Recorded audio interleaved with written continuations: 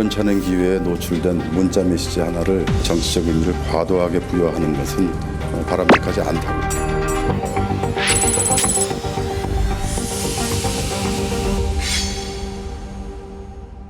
양의 머리와 개고기 얘기했으니까 양두 구육, 그러니까 겉과 속이 다른 사람들이다 이렇게 지적을 했는데 전체적으로 보면 좀 주목할 점이 한 가지가 있어요. 그 섬만 일단 얘기를 하잖아요. 그 섬 여의도만 얘기를 하죠. 용사는 얘기를 하고 있지 않다라는 거예요. 두 번째로 주목해봐야 되는 게 정상배는 기존 윤핵관, 신윤핵관, 윤핵관들만 지목을 했잖아요. 그러니까 윤석열 대통령까지는 아직 정면으로 공격을 한 건 아니다. 근데 다만 이번 사태에 있어서 이런 입장을 냈기 때문에 물론 윤석열 대통령에 대한 불만으로도 전체적으로는 해석을 할 수 있을 것 같습니다. 네. 그리고 많은 언론 그리고 호사가들은 이 권성동 직무대행이 의도적으로 문자를 흘린 것이냐 아니면 실수로 노출이 된 것이냐 이를 두고 제각각의 분석을 내놓고 있습니다. 근데 이제 저는 의도했을 가능성은 당연히 전혀 없다라고 봅니다. 의도를 했다라면은 뭔가 뜻밖의 좋은 게 있어야 되잖아요. 아, 이런 거가 의외로 좋네 이런 게 있어야 되는데 지금 전송동 원내대표나 여권 입장에서 좋은 게 하나도 없는. 얻을 게 없어요. 네, 노출해서 네. 좋은 게 하나도 없는데 오후 4시 13분에 이때 문자를 보냈던 거잖아요. 그때 상황을 좀 되돌아가서 보면은 한마디로 요약하면은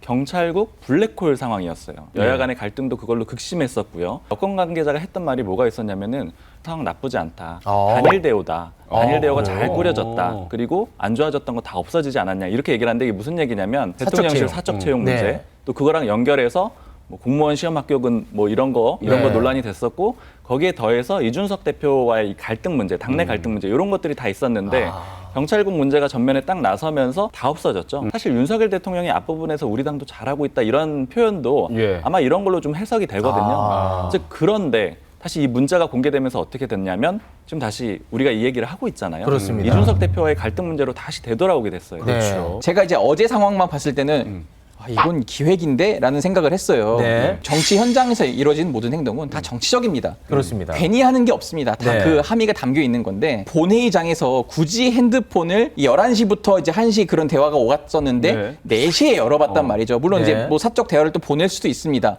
하지만 대부분의 정치인, 특히 권성동 의원 정도의 그 사선 의원이라는 베테랑 정치인이면 네. 그 뒤에서 카메라 기자들이 다 찍고 있는다는 거를 압니다. 이거는 사실 상식적으로 이해가 잘 안 가는 부분인데 어쨌든 지금 돌아가는 걸 보면은 뭐 고의는 아니었다라는 게 지금 정설인 것 같습니다. 사적인 문자 내용이 저희 부주의로 인해서 유출 공개되어서 국민 여러분들께 심려를 끼쳐드린 점에 대해서 송구하게 생각합니다.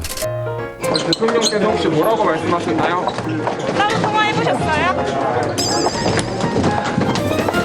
권성동 원내대표 본인으로서는 어쨌든 굉장히 뼈아픈 상황이죠. 왜냐하면 직무대행을 맡고 싶어 했었잖아요. 다른 당권 주자들은 사실은 뭐 다른 체제를 원하기도 조기 전대 했었는데 뭐 이런 얘기 나왔습니다. 네, 거기에서 어쨌든 우위를 점했고 일종의 기회를 받았었거든요. 한번 당대표로 잘하는 모습 보여주면 다음에 당대표로 또 나섰을 때 잘했으니까 다시 해봐 이런 기회를 받을 수가 있는데 결국 그게 일종의 티켓이 아니라 독이 든 성배가 되는 그런 그림이 됐습니다. 이번에 이 문자를 통해서 진짜 친유는 권성동이라는 거를 사람들이 알게 된 건가?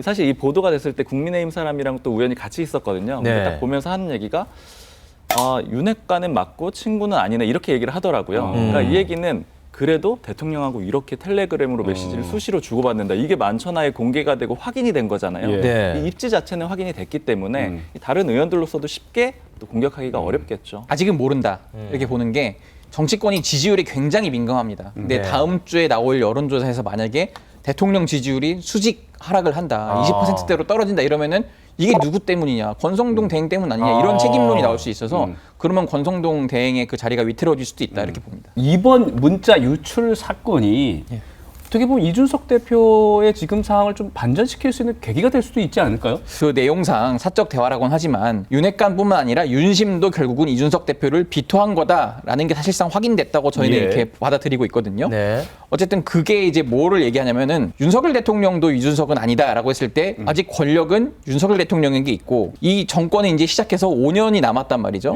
그럼 이제 5년 동안 이준석 대표의 앞길이 굉장히 좀 암흑기가 깔릴 것 같다 이런 분석이 좀 나올 수 있고요. 호재로 삼을 만한 게 3가지 정도 요소는 있다라고 보는데요. 일단 첫 번째는 기존에 이준석 대표가 정치 탄압 프레임을 많이 강조를 했잖아요. 그러니까 이 윤리위원회의 징계라는 게 자기가 실제 성접대로 잘못을 한 게 아니고 소위 윤핵관들과의 힘싸움에서 밀려서 이렇게 징계를 받은 것이다. 이런 식의 프레임을 좀 강조를 해왔는데 네네.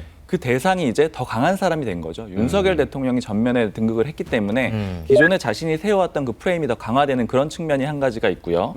두 번째로 이 수사 결과에 윤석열 대통령이 관여를 했다 안 했다 이렇게 당연히 미리 볼 수는 전혀 없는 얘기지만 네. 향후에 수사 결과가 나왔을 때 이준석 대표 측에서 혹시 윗선에서 개입한 거 아니냐 이런 식으로 반발할 수 있는 여지가 조금 생긴 면이 또 한 가지가 있고요. 네. 그리고 세 번째는 이제 오늘 이준석 대표하고 좀 가까운 사람하고 요 얘기를 하다가 혹시 뭐 하고 싶은 얘기 없냐 이렇게 물어봤더니 2030 청년 세대들 이용만 하고 버린 거 아니냐 이런 식의 얘기를 하는데 결국 2030 세대를 버렸다 이 얘기는 청년들, 청년 당대표라는 상징성, 즉 이준석 대표의 존재감을 좀 다시 키워줄 수 있는 오히려 이제 역으로 그런 식으로도 좀 볼 수가 있을 것 같습니다.